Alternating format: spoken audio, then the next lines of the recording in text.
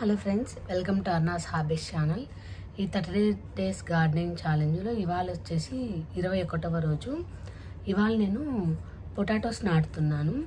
అవి కూడా మార్కెట్ నుండి తెచ్చింది. మొత్తం పొటాటోని ఆగి ఉంచేస్తే మార్కెట్ నుండి తెచ్చిన తర్వాత ఈ విధంగా మోసలు వస్తాయన్నమాట.